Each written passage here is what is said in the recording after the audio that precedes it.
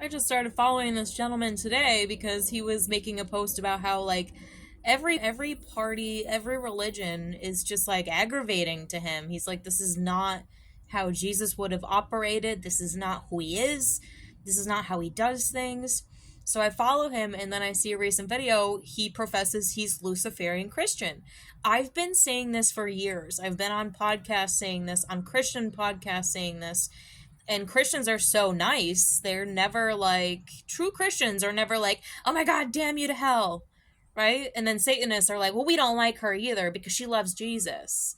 Right? This is where I find myself time and time again through every little demographic I've been a part of, come in and out of, every religion I've come in and out of just by experience through other people. It's like, yeah, at the end of the day, I find myself to be a Luciferian Christian. Like, nothing else makes sense because everything else is becoming satanic AF. Christianity is becoming satanic. It's getting weird, you know? And then obviously Satanism is Satanism, and we're like, nah, but those people don't like me either, for good freaking reason, because tore down principalities any chance I get. So, dang, it feels good to meet another person like this. And I think this is the future. I think this is the future understanding. It's a singularity. Somebody commented, I believe that Luciferianism is like kaput, it's gone. Like, we did it. And I'm like, no. We're going to create a singularity. Like, Christianity is going to create a singularity with Luciferianism. And that is going to do it. Because Jesus is like, you know, had the covenant, it's full of grace, full of mercy. There's also another Jesus that comes to destroy. Like, things need to be destroyed. Like, destroy the things I hate. Right? That's a very Luciferian effort. All right? So he has his purpose. He has his God's will under God. Lucifer has will also in the end days as the covenant comes to a close. Everything changes, everything up levels, everything ascends, everything. You gotta roll with the tide. You gotta evolve, you know, that snake eating its own tail. You gotta evolve or you might perish. Some people want to perish under Christianity, go to heaven, that's probably fine. They got the covenant, it's probably good. But the ultimate predator to the predators is Lucifer. The predator to the predators is Lucifer. He's a death angel, angel of fear. Yeah, you should fear God. Sinless. How does he remain sinless? Because he has a role that is sinless, but full of fear, full of death, full of destruction. Apollyon, Paulo.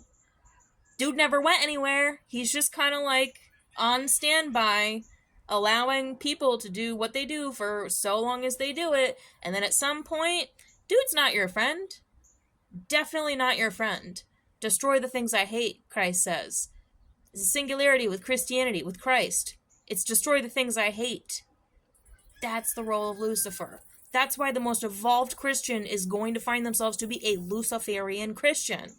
And true Christians have never said a boo about it. They're just like, this is so interesting, tell me more. They've never booed about it.